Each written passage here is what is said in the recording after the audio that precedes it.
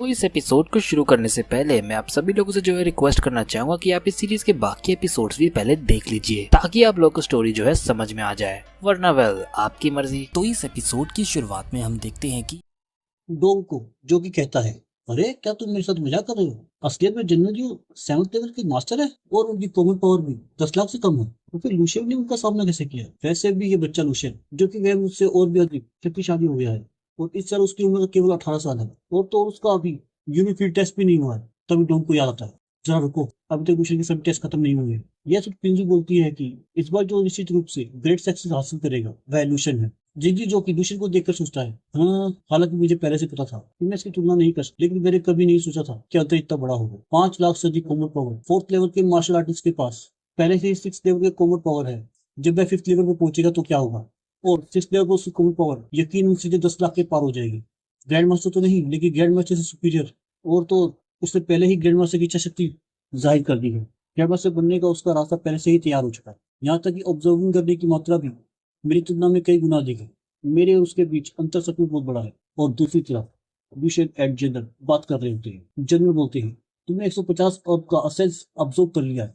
यह सुन विशेष बोलता है, वो मैंने 150 अरब का असेंस अब्सॉर्ब कर लिया? ओह जनरल यू, आप बहुत अच्छा मजाक करते हैं। जनरल बोलते हैं, ठीक है इसका जिक्र मत करो, बस इतना याद रखना, जब तुम युद्ध में जाओ तो कुछ और ज्यादा एक्सोटिक बीट्स को मारना, तब इसे हमारे एक्सोटिक एसेंस की बर्बादी नहीं माना जाएगा। फिर विशेष कहता है, यह स्वाभाविक है, युद्ध में जाकर दुश्मन को मारना हर मार्शल आर्टिस्ट का कर्तव्य है। इसके अलावा मैंने बहुत रिसोर्सेज जुटाए हैं, बिना किसी हिचकिचाहट के मैं जिम्मेदारी पूरी करूंगा।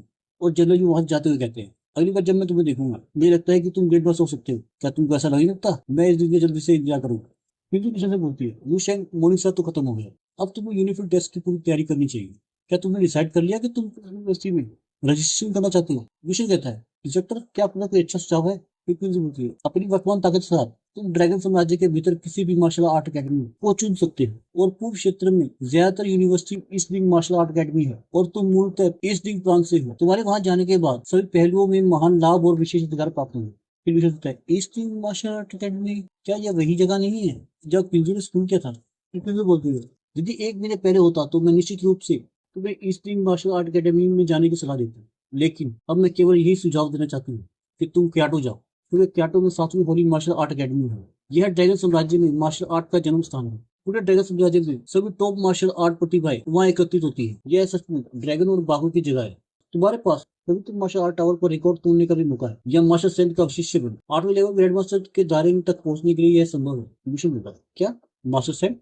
पिंजू बोलती है, हाँ एक योद्धा सेंट इस संसार के शिखर पर है। उसके पास अकादमिक सैन्य शक्ति है, उनके पास पूरी ताकत है। इसके अलावा वे सेना और राष्ट्र के अधिकारों से भी आगे निकल जाते हैं। आजकल ड्रैगन साम्राज्य में 3 9 लेवल के मास्टर सेंट है, master saint Miyong, master saint Mingyu, dark star master saint और साइलेंट स्टार मास्टर सेंट। ये टॉप के मास्टर सेंट है। यहाँ तक कि ग्रेशियस सिस्टम से यही पता चलता है कि वर्तमान में इस दुनिया में सबसे मजबूत केवल 9वें लेवल पर है। दूसरे शब्द में मास्टर सेंट दुनिया के शिखर पर है। मैं आपके लिए निर्णय नहीं ले सकती, क्योंकि मैं ये महसूस कर सकती हूँ कि आपका भविष्य किसी और से कहीं आगे जाएगा और तुम किसी मास्टर सेंट से कम नहीं हो। पिंजू की यह बातें सुन मुझे सोचता है, मुझे यह उम्मीद नहीं थी। पिंजू मुझे अपने दिल से 9वें लेवल के मास्टर सेंट में इस तरह देखेगी, जबकि मेरे पास 11वें लेवल की 3 सर्वोच्च मार्शल आर्ट टेक्निक है। भविष्य में मेरी उपलब्धियां निस्संदेह उन 2 शब्दों मास्टर सेंट से भी आगे निकल जाऊंगी। डो लूशियन को देख सोचता है, यह तो बहुत बड़ा बयान है। हाँ लूशियन अभी केवल 4थे लेवल पर है और वो 9वें लेवल के मास्टर सेंट के बराबर हो जाता है। नहीं, शायद मेरा नजरिया सीमित है। आज जो लूशियन ने अपनी स्ट्रेंथ दिखाई वह कंप्लीट नहीं है। यह शायद वो उसका छोटा सा नमूना है।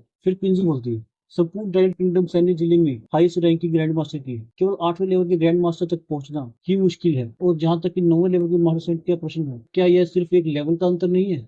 फिर लूशियन बोलता है, क्या हमें एक लेवल को तोड़ने के लिए पूरी सैन्य शक्ति का उपयोग नहीं करना चाहिए? फिर दो वहां आता है और बोलता है, यह तुम जितना सोच रहे हो उतना आसान नहीं है। 8वें लेवल का ग्रैंड मास्टर का पोषण करने के लिए हमने पहले से ही सेना के सभी हाईएस्ट लेवल संसाधन खर्च कर दिए। हम यह नहीं जानते कि 9वें लेवल पर पहुंचने के लिए कितनी संसाधनों की आवश्यकता होगी और 8वें और 9वें लेवल के बीच बहुत बड़ी खाई है। फिर किसी बोलती है, 9वें लेवल के मास्टर सेट की प्राप्ति के लिए यह हमारी बहुत पुरानी इच्छा है, यह सेना की भी इच्छा है। तो पूर्व सैनिक जिले के एक लिमिटेड कर्नल होने के नाते मैं तुम्हें इसमें रहने की सलाह दूंगी। इस तरह भविष्य में आपके सैनिक जिले में शामिल होने से उच्च संभावनाएं होंगी। फिर भी हमें अपनी इच्छाओं की ऐसी जंजीरें नहीं बनानी चाहिए जो तुम्हें बांधे।